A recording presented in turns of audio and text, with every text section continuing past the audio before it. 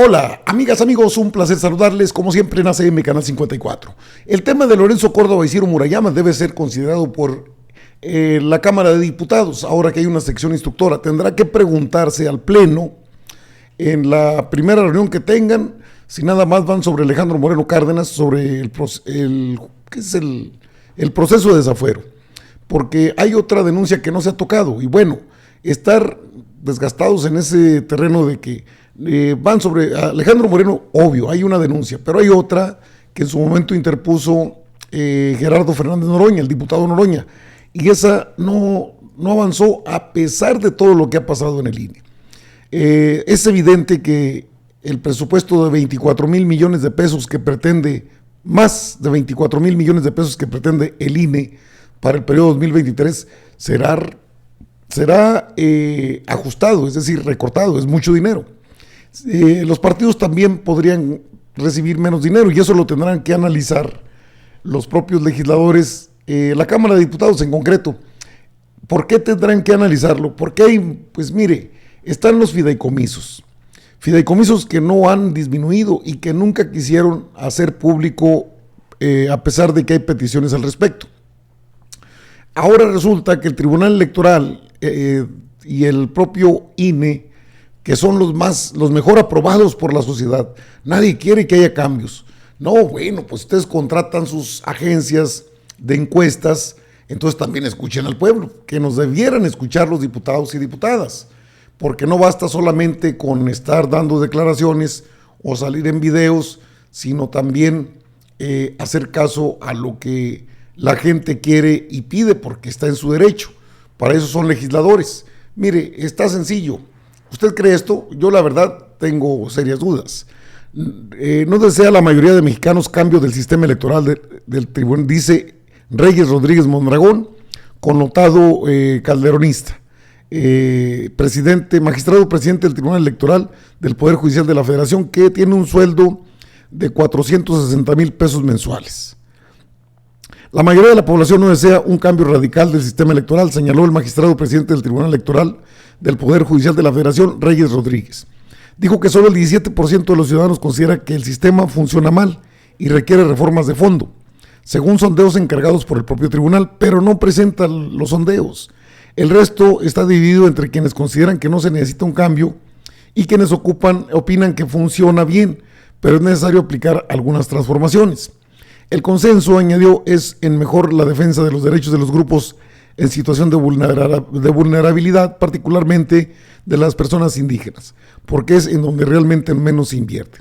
Acorde con esta exposición, el 69% de la ciudadanía considera que el tribunal hace su trabajo bien o muy bien, y el 67% dice tener mucha o algo de confianza en el INE. Y aunque la evaluación del sistema es realmente positiva, la ciudadanía no está conforme con que se sigan presentando malas prácticas y actitudes que retan el cumplimiento de la ley. A su vez, 41% de los consultados por el tribunal señala que los gobiernos o sus funcionarios meten las manos en las elecciones o en la elección. El 38% dice que se les amenaza con retirar apoyos de programas sociales si no votan por determinado partido, y 52% considera que el crimen organizado interviene en las elecciones. Esta es la narrativa del PRIAN.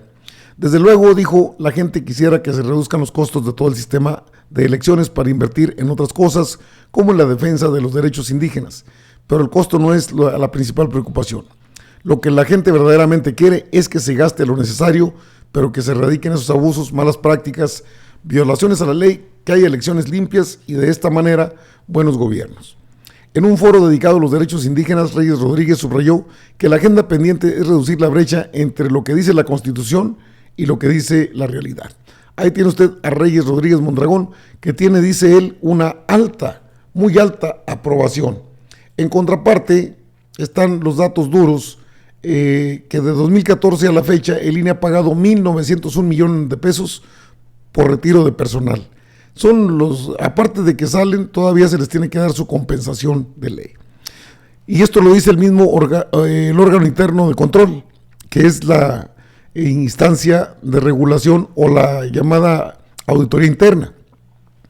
Esto, el monto en favor de 6.295 trabajadores procede del fideicomiso Fondo para atender el pasivo laboral, cuyo flujo monetario no ha sido afectado ni siquiera frente a planes de ahorro y austeridad del organismo. Ese monto es adicional a los pagos que debe hacer el INE por ley y normas internas, igualmente en casos de retiro. En cuanto al presupuesto para el año entrante, el órgano interno de control reiteró la sugerencia a los directivos y consejeros para que reconsideren 1.394 millones de pesos de una petición total de 14,000 millones. O sea que podrían completar con 1.394 millones de pesos, pero quieren 14,000 millones. La información anterior se incluye en la respuesta del titular del órgano interno de control del INE, Jesús George Zamora, a los comentarios emitidos en la más reciente sesión del Consejo General. En una carta dirigida al consejero Ciro Murayama, quien presentó más datos en contra del modo de operar del órgano interno de control, se indica que de 2014 a 2022 se han hecho aproximadamente 6,295 pagos por término de la relación laboral por 1.901,430,307 pesos, de los cuales el 69%, 1.313,2 millones, abarca 14,400 pagos realizados en los 4 años del periodo mencionado, es decir, en el periodo 2014 a la fecha. El órgano interno de control no solo evidencia que este órgano no es representativo en los montos hasta ahora ejercidos por el instituto, sino que también amerita un análisis profundo sobre la pertinencia de continuar de la misma forma con esta política laboral, sin contemplar requisitos más rigurosos que limiten el otorgamiento de indemnizaciones, solo cuando el instituto rescinda o dé por terminada la relación laboral por causa justificada, evitando crear derechos que presupuestalmente no se justifican. El consejero Murayama, que es el que respingó, dijo que entre otros puntos, que derivado de la remoción de 31 de los 38 directivos del órgano interno de control, el INE ha pagado 41,5 millones de pesos por compensaciones por términos de relaciones laborales, ante lo cual George Zamora admite la conveniencia de revisar los objetivos del citado fideicomiso. Son acertadas sus expresiones de boquete presupuestal, alta rotación laboral y menor acumulación de experiencia en todo el instituto, que son provocadas por políticas de este tipo adoptadas por la normativa del INE. El Contralor menciona que en la reflexión se debe considerar que el INE paga otras cantidades frente a casos de retiro, seguro de separación individualizada, cuya erogación fue de 1.103,6 millones de pesos. Esto tan solo de 2018 a 2021. O sea, esto es escandaloso. Por eso mismo el órgano interno de control dice, completan con menos, pero ustedes no se quieren bajar los sueldos. El seguro de separación individualizada representa otra cantidad millonaria. Igualmente se paga el ISSSTE, seguros de retiro, de cesantía, de edad avanzada y vejez, 252 millones. Nada que ver con las cantidades que son una danza de millones y millones en un organismo seriamente cuestionado. No solo el INE, sino también el Tribunal Electoral del Poder Judicial de la Federación. Ellos defienden sus beneficios, eso es evidente. Lorenzo Córdoba siempre sale avante en los debates porque impone su ley, y como tiene a la mayoría de los consejeros de su lado, así lo hace. Cuando señala que hay una corresponsabilidad del Poder Judicial, pero creo que no se pueden deslindar por ese hecho las responsabilidades de los otros poderes, el legislativo y el ejecutivo, que claramente tienen una intencionalidad de desmontar y de provocar o de contribuir un asedio, o procurar un asedio a la organización electoral.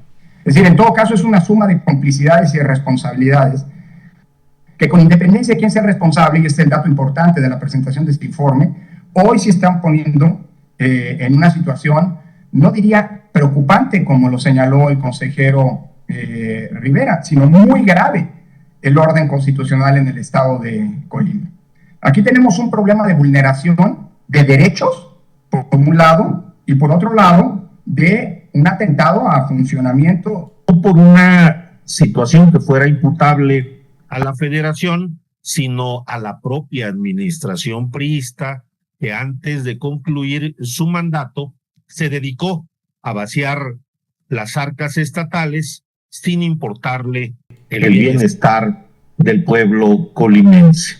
Esta situación, por decirlo lo menos, es crítica, porque en aquel agosto de 2021, a casi ya un año de este acontecimiento, se reveló ante la opinión pública que la mala administración estatal era completamente desastrosa y que no había ni un solo peso para cubrir los compromisos y concluir el año fiscal, pese a los créditos bancarios que endeudaron más al Estado por poco más de 1.500 millones de pesos. De tal manera que se insiste, lo que hoy ocurre con el Instituto Electoral de Colima no es solo un hecho aislado, sino que es un reflejo de lo que ocurre en todo el gobierno estatal,